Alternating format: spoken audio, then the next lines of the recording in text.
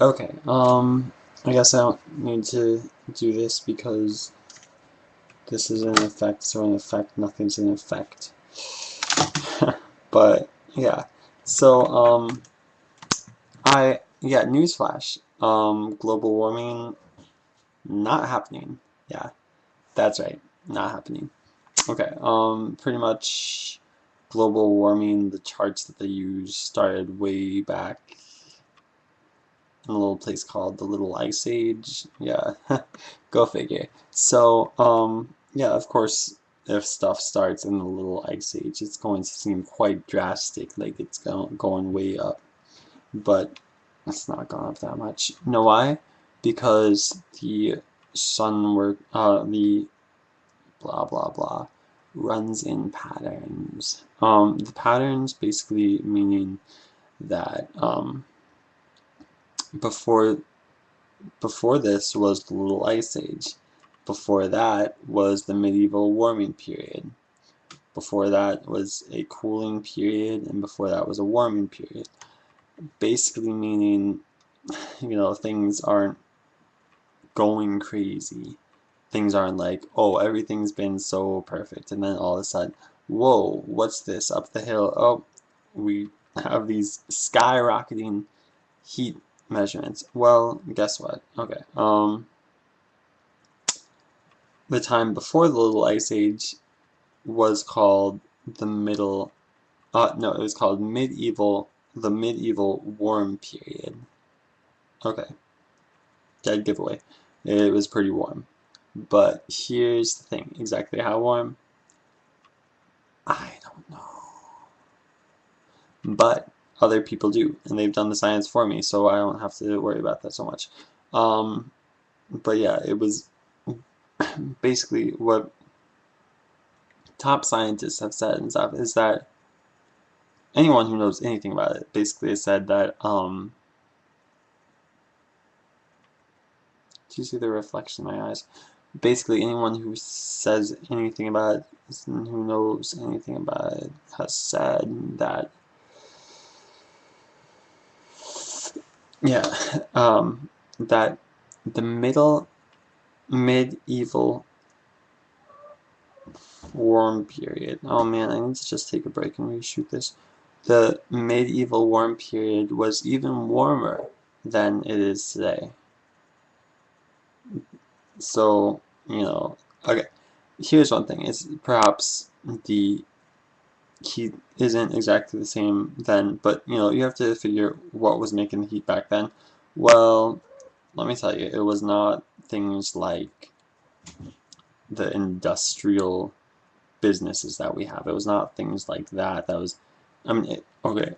In the medieval warm period, do you think it was really like anything big industrial? No, I mean, it definitely wasn't their freaking push carts or whatever they freaking had. It wasn't the people working so hard. They gave out all this steam heat. It wasn't things like that. People focusing on making babies. Heat comes off them. No, no, it's not something stupid like that, of course. So, you know, the same things, of course, are happening today, but not exactly. Certain areas that were like warmer in the warm period are cooler here. Most are warmer, but like every so often you'll find one or two that are different. And these variables, I believe, are due to the pattern that the heating is going in and the heating and the cooling. Basically, it's not in a perfect circle, it's in a tilt. So each time it's going to affect certain areas a little differently and things like that. But, fundamentally, it's doing the same thing. There's not much to worry about. So, people don't, I don't know. The government really once the government tells you that you are basically what the government can easily do is they can say, oh, there's this natural event coming up. How about we act like, oh my goodness, this is a really big new thing. You know, this is a really big, serious thing, and we have to hype it up so the people are very, very afraid, you know? Get us in a state of fear. Once we're in that state of fear, basically then is the perfect time for them to put some of their agendas that they've already thought about and into play. Because people in fear will easily be like, oh, we need help, you know? What can save us from this global warming? What can stop it? And so the government says, oh, you know, if you do this, if you say this, if you know, stop this thing, which all just feeds into their plan of what they want and what they don't want. It's just another way to control you and enslave you. Um, Not a conspiracy theorist, but it's the truth. If you want something done, you don't say, okay, people, we want this and this and this just because we're the government. You have to do it. That, you know, people would be outraged. They would be like, shh, I'm not listening to that because the government does not control my life. They don't take away my freedom.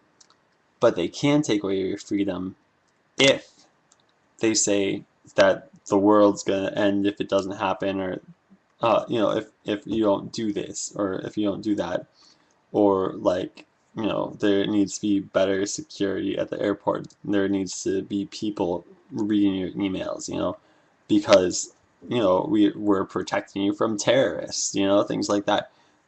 I mean, I'm not saying things like 9/11 aren't legitimate. I'm just saying that the government very easily exploited them to get things that they already wanted across. You know, it's like when 9/11 happened, everyone was grieving. Hopefully people in the government, of course, were grieving, but at the same time, there were those who thought, we could use this. We could use this for our own agendas. You know, now that the people are scared, now that the people are afraid, we can violate all kinds of freedoms that they had. We can find out more information. We can violate their privacy by saying, we're doing this for your good. We have to stop the terrorists, you know? And that's what it is. It's sad, but, you know, I mean, if I was working people, I would definitely do the same thing. It's a smart move. But yeah, it's a scumdog move. So yeah, hang in there. Um, Live long and prosper, and don't get choked by the devil. Peace out. A town down. No. Peace up. A town down.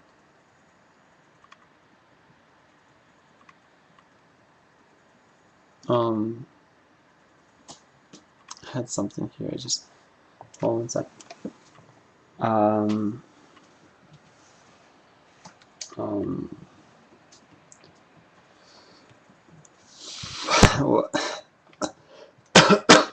Been sick all week. I don't know. I can't find it. It was a gift from my friend Stella Tan, someone who means a great deal to me. But I believe coming up soon won't be a part of my life.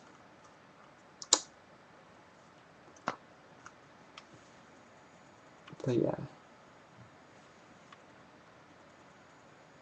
Mr. Coconut Parade Man knows all about it.